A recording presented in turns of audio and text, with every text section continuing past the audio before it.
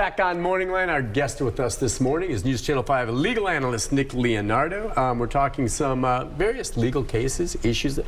There's always stuff to talk about on this. Never a dull moment. Never a dull moment. We've got some calls, and we can take some calls on some of the topics. And we'll start off with James.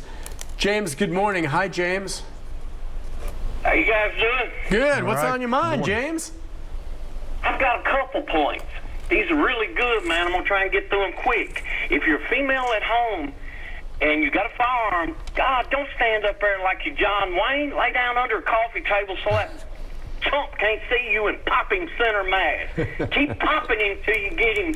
When he falls, keep popping. He'll fall dead into them bullets.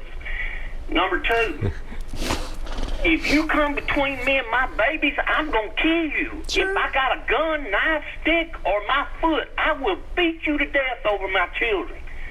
Number three, go get trained girls. Sing, S-I-N-G, sing. Look it up. There's a Marine website that will teach you how to use that. That's all I got to say, brother. Thank you. Thank you, thank you, thank you. Well, there's all types of self-defense training out there. You know, when he talks about center mass, it just made me think of, on more than one occasion when there have been police officer-involved shootings, people say, well, why couldn't they just shoot him in the leg? Well, you're not supposed to use deadly force other than to stop an imminent threat or to kill someone. I mean, that's what they're trained to do. You're doing that as a last resort and you want to stop That's right. Because if I have a gun and you shoot me in the leg, I can continue shooting. But if I get shot somewhere, you know, in the center mass, the head or something like that, chances are I'm probably going to drop the gun. Exactly. And the point being is, though, it's not so much like they for sure want to kill you. They just want to stop you. They don't aim for your leg. They don't aim for your arm. They don't aim for your head either, okay? Center mass, and the reason for that, aside from what you just said, is that it's an easier target. It's the broadside of a barn. If you're a little bit off on the center mass, you might wing them then in the shoulder or the leg, and that could still take them down. But that's why a lot of people say, well, couldn't they just shoot him in the leg? It would be better, and it'd be nice if everyone was an expert marksman, and that would stop the threat. But no, if they decide to do it, they're putting you down and they're shooting right here. And if they're off target, yeah, they may catch you someplace else, but that's where they want to hit you. And there's you know, you may just get one shot, and so that's why it's so important. But there's he reminded me of an old saying that you hear quite a bit in different circles, but I would rather be judged by 12 than carried by 6 any day. Yeah. Which means that the jury, I'd rather let the jury decide if what I did was right versus, you know, the pallbearers determining. Yeah. Sometimes you don't get a second chance, and so you want the jury there if it comes to that. So let's take a call from Ann. Ann, good morning. Hi, Ann. Good morning. First, when it comes to the Summer Wells case, I've had a lot of time on the internet, and you can find a lot of verifiable information that has not been released in Tennessee that I'm sure we'll eventually find out. Do you see an arrest being made in that case? And if so, do you see it coming soon? Because they have got to be sitting on some very credible damning, and I mean that in the harshest words. Let me ask you real quick on that. All right, yeah. So, and Summer Wells is the little girl who's now been missing for more than 500 days out in East Tennessee. Let me ask you this, Ann, real quick, and we'll answer your question. So, I know there's been a lot on social media out there. Are you saying that you've come across some evidence that is pointing, in your opinion, to an obvious suspect? And I don't know, at one time or another, people point to the parents or things like that. What are you saying? I'm not going on Facebook and those type things. I'm going on some credible FBI gentlemen that have done research and have provided documents, and this is obtainable. And that I have spent many nightless awake hours where I've looked at these documents, and it's out there. And I'm saying there's information that goes back to the 70s that is very, very harmful to some of the characters that are involved in this. And this information isn't well known in Tennessee, and so I can only assume our law enforcement knows this and they're sitting on this. And so I'm just curious as to what his reaction to how this case has gone. I do have one other comment and question for him, and that has to do with the new law that's being passed where it's going to be a felony to be asleep in certain parks and state spaces.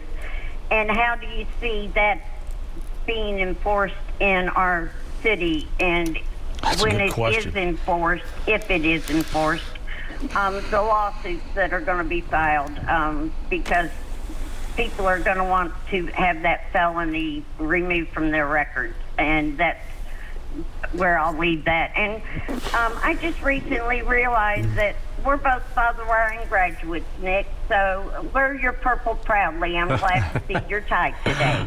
And I'll listen for your answers. She's talking to you, Nick. Yeah. I did not go to Father Ryan. This is the same man that follows our trials all the time. Oh, yeah. Yes. Ann knows her She's stuff. on top of it. Gosh, there's a lot to unpack there. I guess as it pertains to the Summer Wells incident, I mean, I think every day that goes, I think we're getting further away 500 days from a criminal charge. And I guess what kills me about that case is that it's such a rural area. It's not like if you lived in a condo downtown. Right. There's so many people, so many things that could happen. And so I've always been puzzled by that. Clearly, the parents are the #1 suspects, just like in the not joke. named it, but they're persons of interest that have been looked at very. As any parent would be if their kid comes up missing, right? But you know, I know that DAs are up for election this year, so if they were going to see some charges and it was political in nature, now would be the time. And here, and I'm going to let you answer the others, but just I agree. Here's the thing, and you tell me, because this kind of mirrors in some ways the Joe Clyde Daniels case. Let's face it, we all know Joseph Daniels probably would not be sitting in prison right now had he not confessed, because they never found the body.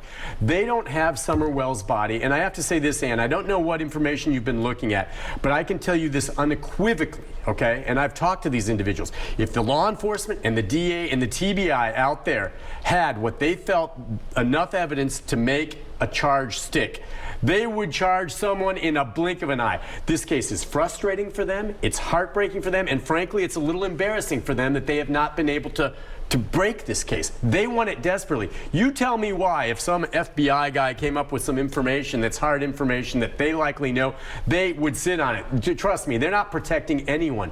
They simply don't have a case. Do you agree with that? Because there's no way they're going to be sitting on this case. They want an arrest desperately. Well, and I think that it's clear, too, that, you know, with all due respect, the Daniels weren't the sharpest criminals, right? And so if you had some sharp criminals that didn't talk to the police, okay, that didn't give this crying confession wearing a T-shirt that says "I'm a super dad." Yeah. I mean, you know, you may have a different outcome, but Ann asked a really good question too, and another good question, and that is, you know, what about this new law that makes it a felony to camp or to sleep in War Memorial Plaza? Quite frankly, there's this big fight that's ongoing forever between our Republican state and our Democratic city. Okay, and that has not changed in the last 10 years. And so this legislation is in response to what it was called the Ida B. Wells protest that happened last summer, when you had the young people, the People's Plaza protest that were out there in the plaza, and they were, you know, some of them were sleeping there overnight and the like. And so the problem was that they were being arrested, and then our district attorney didn't necessarily think that there was a crime that had been committed. And so it got to the point where the General Assembly tried to take away our district attorney Glenn Funk's ability to prosecute protesters, whatever a protester is. You know, I'm still not sure the definition of that. And so in response, the General Assembly says, you know what, we're going to make it a felony. Now, that's really serious. And do I think that that's constitutional? No. It's the People's Plaza, which means it's owned by the people. Where's the line drawn? Because I know there will be folks that understand there's times in that context of protests and all this, but we also understand how we can't just have individuals and the homeless who need help setting up tents and camping wherever the heck they want throughout public places. So where do you draw? I'm just saying, some will say that on the other side. Well, I mean, what is it? Are they going to set up tents outside, you know, the downtown streets or here and there? People can't just live wherever they want. And I know that's not where this issue is, and I know the homeless need it. But where do you draw the line? Well, this is not aimed at the homeless. Okay, homeless yeah, but it's going to affect them, isn't it? No, they're not going to be arrested for that. They'll be arrested for trespass. It's going to be people that protest that they don't like, that are going to be charged with this felony. And we've got to have a test case, and there's going to be a test case. And then, and it's going to have to be, we'll see what our district attorney general does. And based upon what I know about Glenn Funk, I don't know that he's going to necessarily prosecute someone for that offense, but there could be so much pressure from the General Assembly to do that, that maybe the ACLU gets involved or some other lawyers out there that step up and say, listen, you cannot criminalize the First Amendment. Yeah. Okay, you simply cannot do that. Which is protests, free speech, right. and there's times on this too. So if you and I took a lawn chair and we sat out there because it was a beautiful day in War Memorial Plaza, right. and we accidentally fell asleep after 10 o'clock or whatever the time is, you and I would be guilty of a felony. Yeah. But it all goes back to the prosecutor and whether or not they're willing to pursue that, and whether or not, if there is an arrest for that they settle that on a lesser charge. But again, this is aimed at our district attorney, who, in my opinion, is making the right decisions about these protests. But again, it's politics at the end of the day. That's exactly what it is. Listen, we'll take a break on that note. When we come back, more of your phone calls, more of our conversations, some other high-profile cases to discuss right after this. Stay with us.